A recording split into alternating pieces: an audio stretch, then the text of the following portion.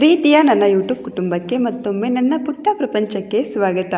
ನೀವು ತುಂಬ ದಿನದಿಂದ ಕೇಳ್ತಾ ಇದ್ರಿ ತುಪ್ಪ ಮಾಡೋದು ಹೇಗೆ ತೋರಿಸಿ ಅಂತ. ನೋಡಿ, ಹಾಲನ್ನು ಯಾವಾಗಲೂ ಕಡಿಮೆ ಊರಿನಲ್ಲಿ ಕಾಯಿಸ್ಕೋಬೇಕಾಗತ್ತೆ. ನಾನು ಇವತ್ತಿನ ಹಾಲನ್ನು ಇವಾಗ ಕಾಯೋದಕ್ಕೆ ಇಟ್ಟಿದ್ದೀನಿ, ಆದರೆ ನೆನ್ನೆ ಹಾಲನ್ನು ಇಟ್ಕೊಂಡಿರ್ತೀನಿ. ಯಾಕಂತ ಹೇಳಿದ್ರೆ ಇವತ್ತಿನ ಹಾಲನ್ನೇ ನಾವು ಕಾಯಿಸ್ಕೊಂಡ್ಬಿಟ್ರೆ ನಮಗೆ ಕೆನೆ ಸಿಗೋದೇ ಇಲ್ಲ.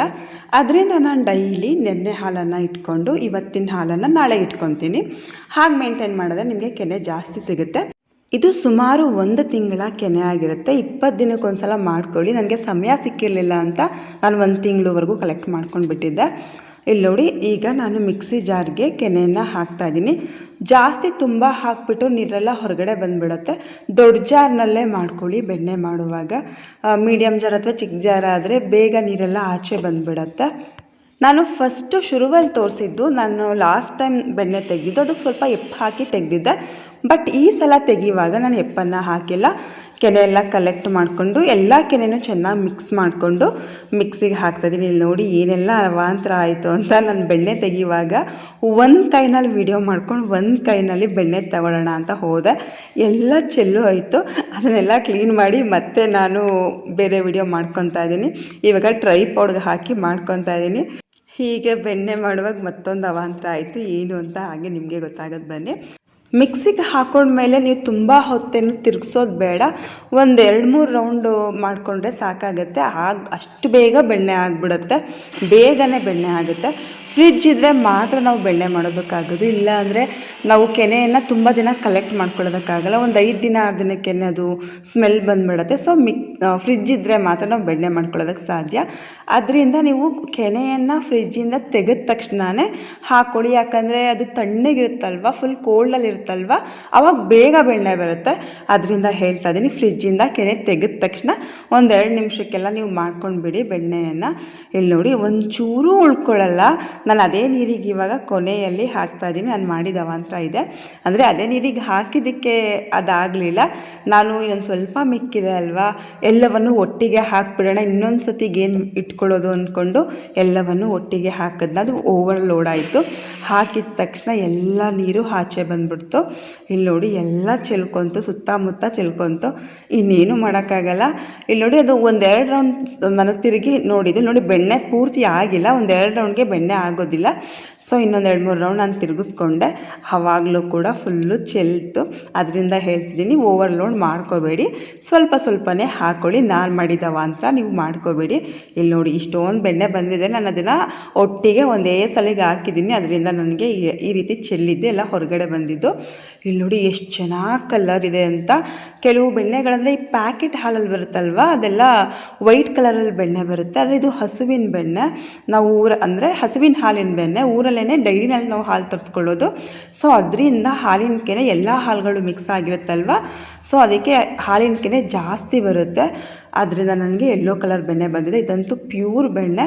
ಇದರಲ್ಲಿ ಹಾಲಿನ ಅಂಶ ಇತ್ತಲ್ವ, ಅದನ್ನೆಲ್ಲ ತೆಗಿತಾ ಇದ್ದೀನಿ. ಆದಷ್ಟು ತೆಗೆದ್ರೆ ಒಳ್ಳೆಯದು. ನೋಡಿ, ಇಷ್ಟು ಹಾಲಿನ ಅಂಶ ಬಂತು, ಆದರೆ ಅದರಲ್ಲಿ ಇನ್ನೂ ಹಾಲಿನ ಅಂಶ ಇರುತ್ತೆ. ಅದರಿಂದ ಚೆನ್ನಾಗಿರೋ ನೀರನ್ನು ಹಾಕಿ ಅದಕ್ಕೆ ಒಂದು 5-6 ಐಸ್ ಕ್ಯೂಬ್ಸ್ನ ಹಾಕ್ತಾಯಿದ್ದೀನಿ. ಅದನ್ನು ಹಾಕಿದ್ರೆ ಪೂರ್ತಿ ತಣ್ಣಗಾಗತ್ತಲ್ವ, ಆವಾಗ ಒಳಗಡೆ ಇರೋ ಹಾಲಿನ ಅಂಶ ಎಲ್ಲ ಹೊರಗಡೆ ತೆಗಿಬಹುದು ಅಂತ. ಇಲ್ಲಿ ನೋಡಿ, ನಾನು ಅದನ್ನು ಚೆನ್ನಾಗಿ ನಾದ ಥರ ನಾದಿ ಚೆನ್ನಾಗಿ ಹಿಂಡ್ಕೋತಾ ಇದ್ದೀನಿ. ಇನ್ನೇನಕ್ಕೂ ಇಲ್ಲ, ಹಾಲಿನ ಕಣಗಳೆಲ್ಲ ಹೊರಗಡೆ ಹೋಗಲಿ ಅಂತ ಹಿಂಡಿ ಹಾಕ್ಕೋತಾ ಇದ್ದೀನಿ. ಹಾಲಿನ ಕಣ ಇದ್ರೆ ಏನಾಗುತ್ತೆ ಅಂತ ಹೇಳಿದ್ರೆ ಮಡ್ಡಿ ಜಾಸ್ತಿ ಆಗಿಬಿಡುತ್ತೆ. ಅಂದರೆ ಹಾಲಲ್ಲಿ ಕೆಳಗಡೆ ಮಡ್ಡಿ ಥರ ಕೂತ್ಕೊಂಡು ಬಿಡುತ್ತೆ. ಅದು ಬೇಗ ತಳ ಹಿಡಿದು ಬಿಡುತ್ತೆ. ಅದು ಜಾಸ್ತಿ ಗಷ್ಟ ಅಂತ ಹೇಳ್ತೀವಿ, ಅದು ಜಾಸ್ತಿ ಉಳ್ಕೊಂಡು ಬಿಡುತ್ತೆ. ಸೊ ಅದರಿಂದ ಆದಷ್ಟು ಹಾಲನ್ನು ತೆಗೀರಿ. ನಾನಿಲ್ಲಿ ಎಪ್ಪನ್ನು ಹಾಕದೇ ಇರೋದ್ರಿಂದ ನಾನು ಹಾಲು ಅಂತ ಹೇಳ್ತಾ ಇದ್ದೀನಿ. ಮಜ್ಜಿಗೆನೂ ಅಂತ ಹೇಳ್ತಾರೆ. ಎಪ್ಪು ಹಾಕಿದರೆ ಅದು ಮಜ್ಜಿಗೆ ಆಗೋದು. ಬಟ್ ನಾನಿಲ್ಲಿ ಎಪ್ಪು ಹಾಕಿಲ್ಲ. ಇಲ್ಲಿ ನೋಡಿ, ಒಂಚೂರೂ ಉಳ್ಕೊಳ್ಳಲ್ಲ ಬೆಣ್ಣೆ, ಎಲ್ಲ ಚೆನ್ನಾಗಿ ಬರುತ್ತೆ. ಇಲ್ಲಿ ಸುಮಾರು ಒಂದು ಅರ್ಧ KG-ಗಿಂತ ಜಾಸ್ತಿ ಬೆಣ್ಣೆ ಇದೆ. ಬೆಣ್ಣೆ ಎಲ್ಲ ತೆಗೆದ ಮೇಲೆ ನಿಮ್ಗೆ ಬೇಕಂದರೆ ಫ್ರಿಡ್ಜ್ನಲ್ಲಿ ಕೂಡ ಇಟ್ಕೊಬಹುದು. ಇವಾಗ ನಾನು ಇದನ್ನು ಕಾಯಿಸ್ತಾ ಇದ್ದೀನಿ. ಕಾಯಿಸೋದಕ್ಕೆ ಏನೇನು ಬೇಕು ಅಂತ ನೋಡ್ಕೊಳ್ಳಿ. ಮೆಂತ್ಯ, ಅರಿಶಿಣ ಪುಡಿ, ವಿಳ್ಯದ ಎಲೆ, ಕರಿಬೇವಿನ ಸೊಪ್ಪು, ಮೆಣಸು ಪುಡಿ, 2 ಲವಂಗ, ಉಪ್ಪನ್ನು ತೊಗೊಂಡಿದ್ದೀನಿ. ಇಲ್ಲಿ ನೋಡಿ, ಇದನ್ನು ನಾನು ಕಾಯೋದಕ್ಕೆ ಇಟ್ಟಿದ್ದೀನಿ. ಇವಾಗ ಅದು ನಿಧಾನವಾಗಿ ಕಾಯ್ಕೊಳ್ಳುತ್ತೆ. ಇದನ್ನು ಜಾಸ್ತಿ ಫ್ಲೇಮಲ್ಲೂ ಇಡೋದು ಬೇಡ, ಕಡಿಮೆ ಫ್ಲೇಮಲ್ಲಿ ಇಡೋದು ಬೇಡ. ಮೀಡಿಯಮ್ ಫ್ಲೇಮ್ನಲ್ಲಿ ಇಟ್ಟರೆ ಆಗುತ್ತೆ. ನಿಧಾನವಾಗಿ ಕಾಯ್ಕೊಂಡು ಬರುತ್ತೆ. ನೀವು ಬೇಕು ಅಂತ ಹೇಳಿದ್ರೆ ಮೆಂತ್ಯ ಮತ್ತು ಲವಂಗ, ಮೆಣಸು, ಉಪ್ಪನ್ನೆಲ್ಲ ಸ್ವಲ್ಪ ಹುರ್ಕೊಂಡು ಪುಡಿ ಮಾಡಬಹುದು. ನಾನು ಆಲ್ರೆಡಿ ಎಲ್ಲ ಪುಡಿ ಮನೇಲೇ ಇತ್ತು ಅಂತ ಹೇಳಿ ನಾನು ಸಪ್ರೇಟಾಗಿ ಪುಡಿ ಮಾಡ್ಕೊಂಡಿಲ್ಲ, ಮೆಂತ್ಯವನ್ನೇ ಹಾಕ್ತಿದ್ದೀನಿ. ಏನೂ ಹಾಕದೆ ಸಹ ಕಾಯಿಸ್ಕೊಳ್ಬಹುದು ತುಪ್ಪವನ್ನು. ಆದರೆ ಎಲ್ಲವನ್ನು ಹಾಕೋದ್ರಿಂದ ಫ್ಲೇವರ್ ಚೆನ್ನಾಗಿರುತ್ತೆ. ಮೆಣಸು ಮತ್ತು ಲವಂಗ ಮತ್ತು ಅರಿಶಿನ ಎಲ್ಲ ಹಾಕೋದ್ರಿಂದ ಶೀತ ಏನಾದರೂ ಆದರೆ, ಅಂದರೆ ತುಪ್ಪ ಶೀತ ಅಂತ ಹೇಳ್ತಾರಲ್ವ, ಸೊ ಇದನ್ನು ಹಾಕೋದ್ರಿಂದ ಶೀತ ಆಗೋದಿಲ್ಲ ಅಂತ ಹಾಕೋದು. ತುಪ್ಪ ಆಗಿದೆಯಾ ಅಂತ ನೋಡೋದಕ್ಕೆ ನಾವು ಸ್ವಲ್ಪ ನೀರನ್ನು ಹಾಕಬೇಕಾಗುತ್ತೆ, ಅಂದರೆ ಒಂದು ತೊಟ್ಟು ನೀರನ್ನು ಹಾಕಬೇಕಾಗುತ್ತೆ.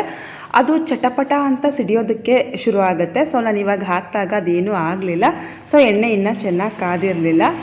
ನಾನು ನಿಮಗೆ ಹೇಳಿದೆ ಅಲ್ವಾ, ಹಾಲಿನ ಕಣಗಳು ಉಳ್ಕೊಳ್ಳೋದ್ರಿಂದ ಮಡ್ಡಿ ಆಗುತ್ತೆ ಅಂತ. ಇಲ್ಲಿ ನೋಡಿ ಇದೇನೆ, ಅದೆಲ್ಲ ಕೊನೆಯಲ್ಲಿ ಕುತ್ಕೊಳ್ಳುತ್ತೆ, ಅದು ತಳ ಹಿಡಿದ್ಬಿಡುತ್ತೆ, ಅದರಿಂದ ತಿರುಗ್ತಿರ್ಬೇಕಾಗತ್ತೆ ಅವಾಗವಾಗ. ಇಲ್ಲಿ ನೋಡಿ ಎಷ್ಟು ಚೆನ್ನಾಗಿ ಎಣ್ಣೆ ಕಾಯ್ತಾ ಇದೆ ಅಂತ. ಇವಾಗ ನಾನು ಮತ್ತೊಂದು ಸ್ವಲ್ಪ ನೀರನ್ನು ಹಾಕಿದೆ. ಹಾಗೆ ಹೇಗೆ ಚಟಪಟ ಅನ್ನತ್ತೆ ಅಂತ ಕೇಳಿಸ್ಕೊಳ್ಳಿ.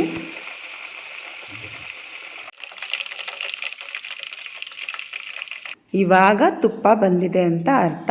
ಅದು ನೊರೆ ಏನಕ್ಕೆ ಇನ್ನು ಸ್ವಲ್ಪ ಇದೆ ಅಂದರೆ, ನಾವು ಹಸಿ ಕರಿಬೇವು ಮತ್ತು ಎಲೆಯನ್ನು ಹಾಕಿದ್ವಿ ಅಲ್ವಾ, ಅದಕ್ಕೆ ಅದಿದೆ. ಇವಾಗ ಪೂರ್ತಿ ತಣ್ಣಗಾದ್ಮೇಲೆ ನಾನು ಒಂದು ಬಾಕ್ಸಿಗೆ ಶಿಫ್ಟ್ ಮಾಡ್ತಾ ಇದ್ದೀನಿ. ನಿಮ್ಗೆ ಯಾವ ರೀತಿ ಡಬ್ಬಕ್ಕೆ ಬೇಕು ಅದಕ್ಕೆ ಹಾಕೋಬಹುದು. ನಾನಿಲ್ಲಿ ಸ್ಟೀಲ್ ಬಾಕ್ಸಿಗೆ ಹಾಕ್ತಾ ಇದ್ದೀನಿ. ಒಂದು ಜಾಲರಿನಲ್ಲಿ ಸೋಸ್ಕೊಂಡು ಹಾಕ್ತಾಯಿದ್ದೀನಿ. ನೀವು ಯಾವಾಗ್ಲೂ ಒಗ್ಗರಣೆಗೆ ಹಾಕುವಾಗ ಕರಿಬೇವು ಅಥವಾ ವೀಳ್ಯದೆಲೆನ ನಾಟಿದೆ ಹಾಕಿ.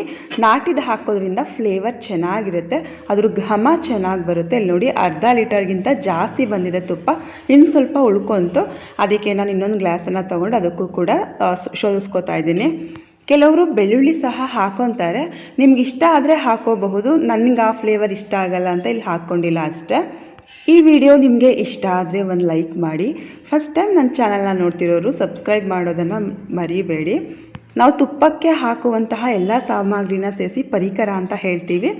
ಸೊ ಅದ್ರದ್ದು ಕಷ್ಟ ಇದೆ ಅಲ್ವಾ, ಅದರಲ್ಲಿ ಸ್ವಲ್ಪ ಬಿಸಿ ಅನ್ನ ಹಾಕ್ಕೊಂಡು ಕಲಿಸ್ಕೊಂಡು ತಿಂದರೂ ಸಹ ತುಂಬಾ ಚೆನ್ನಾಗಿರುತ್ತೆ ಟೇಸ್ಟು. ಇವಾಗ ನಾನು ಇದನ್ನು ಮುಚ್ಚಿಡ್ತಾ ಇದ್ದೀನಿ. ನಾಳೆ ಬೆಳಿಗ್ಗೆಗೆ ತುಪ್ಪ ಹೇಗಾಗಿರುತ್ತೆ ಅಂತ ನಾನು ನಿಮಗೆ ತೋರಿಸ್ತೀನಿ. ತುಪ್ಪ ಪೂರ್ತಿ ಗಟ್ಟಿ ಆಗಬೇಕಂದ್ರೆ ಒಂದಿನ ಕಳಿಬೇಕಾಗತ್ತೆ. ಬನ್ನಿ ಇವಾಗ ನೋಡೋಣ. ನಾಳೆ ಬೆಳಿಗ್ಗೆ ನಾನು ನಿಮಗೆ ಓಪನ್ ಮಾಡಿ ತೋರಿಸ್ತಾ ಇದ್ದೀನಿ. ನೋಡಿ, ಇದು ಚಿಕ್ಕ ಗ್ಲಾಸಲ್ಲಿ ಹಾಕಿರೋದ್ರಿಂದ ಇದು ಬೇಗ ಗಟ್ಟಿಯಾಗಿದೆ. ಮರಳಾಗಿ ತುಂಬ ಚೆನ್ನಾಗಿ ತುಪ್ಪ ಬಂದಿದೆ. ಘಮ ಅಂತೂ ನೋಡ್ತಿದ್ರೆ ಇವಾಗಲೇ ತಟ್ಟೆಗೆ ಅನ್ನ ಹಾಕ್ಕೊಂಡು ತಿನ್ನೋಣ ಅನ್ನುವಷ್ಟು ಚೆನ್ನಾಗಿದೆ. ನಿಮಗೆ ನೋಡ್ತಿದ್ರೆ ಗೊತ್ತಾಗ್ತಿದೆ ಅನಿಸುತ್ತೆ. ನೋಡಿ ಎಷ್ಟು ಮರಳಾಗಿ ಬಂದಿದೆ ಅಂತ. ಇದಲ್ಲದೆ ಬಾಕ್ಸ್ನಲ್ಲಿರೋ ತುಪ್ಪವನ್ನು ತೋರಿಸ್ತೀನಿ ನಾನು ಇವಾಗ. ಇಲ್ಲಿ ನೋಡಿ, ನಿಮಗೆ ಮೇಲ್ಗಡೆ ಕೆನೆ ಕಟ್ಟಿರೋದು ನೋಡಿದ್ರೆ ತುಪ್ಪ ಚೆನ್ನಾಗಿದೆ ಅಂತ ಅನ್ನಿಸ್ತದೆ.